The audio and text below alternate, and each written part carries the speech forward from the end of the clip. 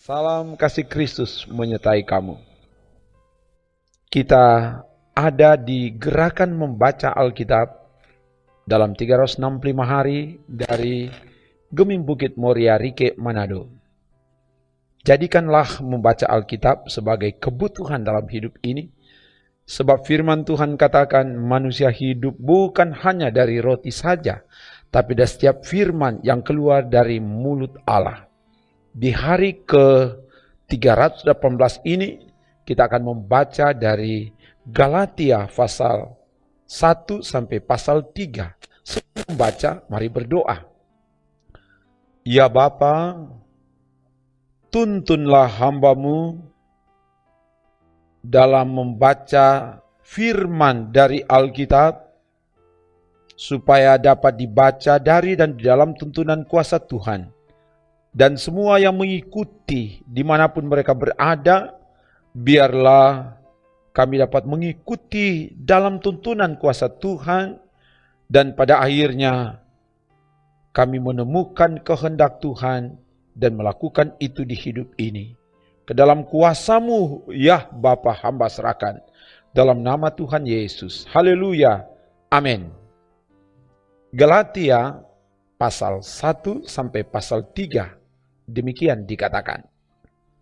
Dari Paulus, seorang rasul, bukan karena manusia, juga bukan oleh seorang manusia, melainkan oleh Yesus Kristus dan Allah Bapa yang telah membangkitkan Dia dari antara orang mati.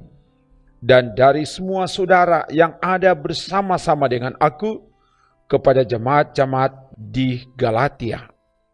Kasih karunia menyertai kamu, dan damai sejahtera dari Allah Bapa kita dan dari Tuhan Yesus Kristus, yang telah menyerahkan dirinya karena dosa-dosa kita, untuk melepaskan kita dari dunia jahat yang sekarang ini, menurut kehendak Allah dan Bapa kita. Baginyalah kemuliaan selama-lamanya. Amin. Aku heran bahwa kamu begitu lekas berbalik daripada Dia yang oleh kasih karunia Kristus telah memanggil kamu dan mengikuti suatu Injil lain yang sebenarnya bukan Injil. Hanya ada orang yang mengacaukan kamu dan yang bermaksud untuk memutarbalikkan Injil Kristus. Tetapi sekalipun kami atau seorang malaikat dari sorga yang memberitakan kepada kamu suatu Injil yang berbeda dengan Injil yang telah kami beritakan kepadamu, terkutuklah dia. Seperti yang telah kami katakan dahulu, sekarang kukatakan sekali lagi, jikalau ada orang yang memberitakan kepadamu suatu Injil yang berbeda dengan apa yang telah kamu terima, terkutuklah dia. Jadi bagaimana sekarang? Adakah kucari kesukaan manusia atau kesukaan Allah? Adakah ku coba berkenan kepada manusia? Sekiranya aku masih mau mencoba berkenan kepada manusia, maka aku bukanlah hamba Kristus. Sebab aku menegaskan kepadamu, saudara-saudaraku, bahwa Injil yang kuberitakan itu bukanlah Injil manusia. Karena aku bukan menerimanya dari manusia, dan bukan manusia yang mengajarkannya kepadaku, tetapi aku menerimanya oleh penyataan Yesus Kristus. Sebab kamu telah mendengar tentang hidupku dahulu dalam agama Yahudi. Tanpa batas aku menganiaya jemaat Allah dan berusaha membinasakannya.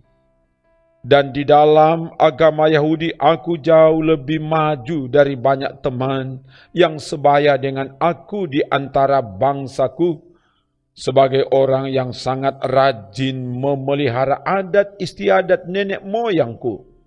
Tetapi waktu ia yang telah memilih aku sejak kandungan ibuku dan memanggil aku oleh kasih karunia-Nya, berkenan menyatakan anaknya di dalam aku, supaya aku memberitakan dia di antara bangsa-bangsa bukan Yahudi.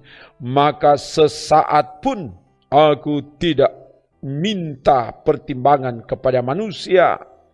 Juga aku tidak pergi ke Yerusalem mendapatkan mereka yang telah menjadi rasul sebelum aku, tetapi aku berangkat ke tanah Arab dan dari situ kembali lagi ke Damsyik. Lalu 3 tahun kemudian, aku pergi ke Yerusalem untuk mengunjungi Kefas, dan aku menumpang 15 hari di rumahnya. Tetapi aku tidak melihat seorang pun dari rasul-rasul yang lain, kecuali Yakobus, saudara Tuhan Yesus. Di hadapan Allah kutegaskan, apa yang kutuliskan kepadamu ini benar, aku tidak berdusta. Kemudian aku pergi ke daerah-daerah Syria dan Kilikia, tetapi rupaku tetap tidak dikenal oleh jemaat-jemaat Kristus di Yudea. Mereka hanya mendengar bahwa ia yang dahulu menganiaya mereka, sekarang memberitakan iman yang pernah hendak dibinasakannya. Dan mereka memuliakan Allah karena aku. Kemudian setelah lewat 14 tahun, aku pergi pula ke Yerusalem dengan Barnabas, dan Titus pun kubawa juga. Aku pergi berdasarkan suatu penyataan, dan kepada mereka kubentangkan Injil yang kuberitakan di antara bangsa-bangsa bukan Yahudi, dalam percakapan tersendiri kepada mereka yang terpandang, supaya jangan dengan percuma aku berusaha atau telah berusaha. Tetapi kendati pun Titus yang bersama-sama dengan aku adalah seorang Yunani, namun ia tidak dipaksa untuk menyunatkan dirinya. Memang ada desakan dari saudara-saudara palsu yang menyusup masuk, yaitu mereka yang menyelundup ke dalam untuk menghadang kebebasan kita yang kita miliki di dalam Kristus Yesus, supaya dengan jalan itu mereka dapat memperhambakan kita. Tetapi sesaat pun kami tidak mau mundur dan tunduk kepada mereka, agar kebenaran Injil dapat tinggal tetap pada kamu. Dan mengenai mereka yang dianggap terpandang itu, bagaimana kedudukan mereka dahulu, itu tidak penting bagiku, sebab Allah tidak memandang muka. Bagaimanapun juga mereka yang terpandang itu tidak memaksakan sesuatu yang lain kepadaku. Tetapi sebaliknya, setelah mereka melihat bahwa kepadaku telah dipercayakan pemberitaan Injil untuk orang-orang tak bersunat, sama seperti kepada Petrus untuk orang-orang bersunat, karena ia yang telah memberikan kekuatan kepada Petrus untuk menjadi rasul bagi orang-orang bersunat, ia juga yang telah memberikan kekuatan kepadaku untuk orang-orang yang tidak bersunat. Dan setelah melihat kasih karunia yang dianugerahkan kepadaku, maka Yakobus, Kefas, dan Yohanes yang dipandang sebagai soko guru jemaat berjabat tangan dengan aku dan dengan Barnabas sebagai tanda persekutuan, supaya kami pergi kepada orang-orang yang tidak bersunat, dan mereka kepada orang-orang yang bersunat. Hanya kami harus tetap mengingat orang-orang miskin, dan memang itulah yang sungguh-sungguh kuusahakan melakukannya. Tetapi waktu Kefas datang ke Antiokhia, aku berterang-terang menentangnya, sebab ia salah. Karena sebelum beberapa orang dari kalangan Yakobus datang, Ia makan sehidangan dengan saudara-saudara yang tidak bersunat. Tetapi setelah mereka datang, ia mengundurkan diri dan menjauhi mereka karena takut akan saudara-saudara yang bersunat. Dan orang-orang Yahudi yang lain pun turut berlaku munafik dengan dia, sehingga Barnabas sendiri turut terseret oleh kemunafikan mereka.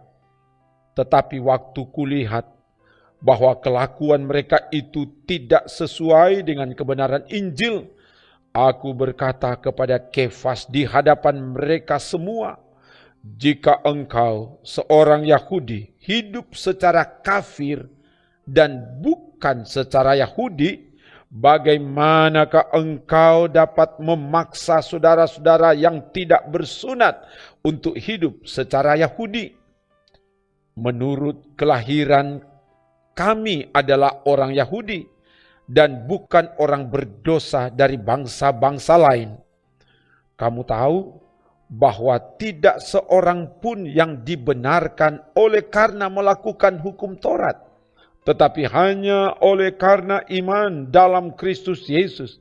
Sebab itu kami pun telah percaya kepada Kristus Yesus supaya kami dibenarkan oleh karena iman dalam Kristus dan bukan karena melakukan hukum Taurat. Sebab tidak ada seorang pun yang dibenarkan oleh karena melakukan hukum Taurat. Tetapi jika kami sendiri, sementara kami berusaha untuk dibenarkan dalam Kristus, ternyata adalah orang-orang berdosa, apakah hal itu berarti bahwa Kristus adalah pelayan dosa? Sekali-kali tidak. Karena jikalau aku membangun kembali apa yang telah kurombak, aku menyatakan diriku sebagai pelanggar hukum Taurat. Sebab aku telah mati oleh hukum Taurat untuk hukum Taurat, supaya aku hidup untuk Allah. Aku telah disalibkan dengan Kristus, namun aku hidup, tetapi bukan aku lagi, aku sendiri yang hidup, melainkan Kristus yang hidup di dalam aku. Dan hidupku yang kuhidupi sekarang di dalam daging adalah hidup oleh iman dalam Anak Allah yang telah mengasihi aku dan menyerahkan dirinya untuk aku. Aku tidak menolak kasih karunia Allah, sebab sekiranya ada kebenaran oleh hukum Taurat, maka sia-sialah kematian Kristus.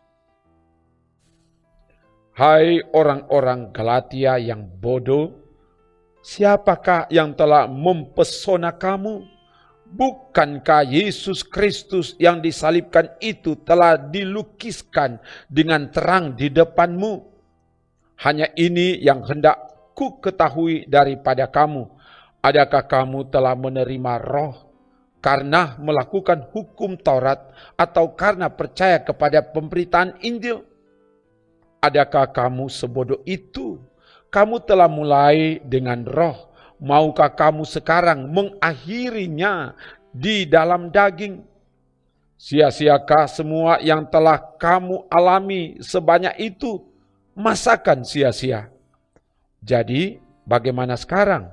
Apakah Ia yang menganugerahkan Roh kepada kamu dengan berlimpah-limpah dan yang melakukan mujizat di antara kamu berbuat demikian karena kamu melakukan hukum Taurat atau karena kamu percaya kepada pemberitaan Injil?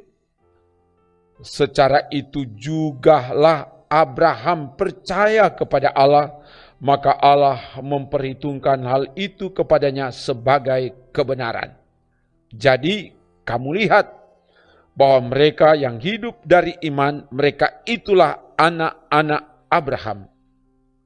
Dan kitab suci yang sebelumnya mengetahui bahwa Allah membenarkan orang-orang bukan Yahudi oleh karena iman, telah terlebih dahulu memberitakan Injil kepada Abraham.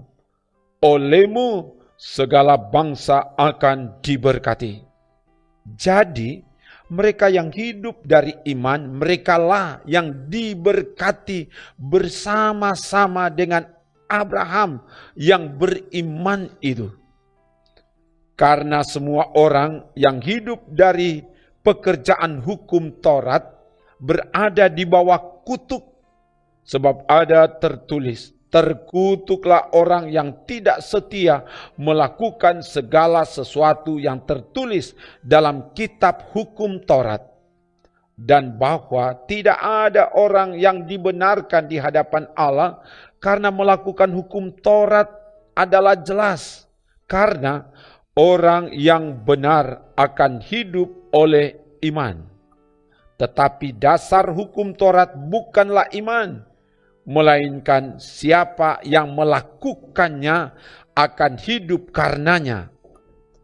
Kristus telah menebus kita dari kutuk hukum Taurat dengan jalan menjadi kutuk karena kita. Sebab ada tertulis, terkutuklah orang yang digantung pada kayu salib. Yesus Kristus telah membuat ini supaya di dalam Dia berkat Abraham sampai kepada bangsa-bangsa lain, sehingga oleh iman kita menerima roh yang telah dijanjikan itu. Saudara-saudara, baiklah kupergunakan suatu contoh dari hidup sehari-hari, suatu wasiat yang telah disahkan, sekalipun ia dari manusia tidak dapat dibatalkan atau ditambahi oleh seorang pun. Adapun kepada Abraham diucapkan segala janji itu dan kepada keturunannya. Tidak dikatakan kepada keturunan-keturunannya, seolah-olah dimaksud banyak orang, tetapi hanya satu orang, dan kepada keturunanmu, yaitu Kristus. Maksudku ialah janji yang sebelumnya telah disahkan Allah tidak dapat dibatalkan oleh hukum Taurat yang baru terbit 430 tahun kemudian, sehingga janji itu hilang kekuatannya. Sebab jikalau apa yang ditentukan Allah berasal dari hukum Taurat, ia tidak berasal dari janji, tetapi justru oleh janjilah Allah telah menganugerahkan kasih karunia-Nya kepada Abraham. Kalau demikian, apakah maksudnya hukum Taurat? Ia ditambahkan oleh karena pelanggaran-pelanggaran sampai datang keturunan yang dimaksud oleh janji itu, dan ia disampaikan dengan perantaraan malaikat-malaikat ke dalam tangan seorang pengantara. Seorang pengantara bukan hanya mewakili satu orang saja, sedangkan Allah adalah satu. Kalau demikian, bertentangankah hukum Taurat dengan janji-janji Allah? Sekali-kali tidak.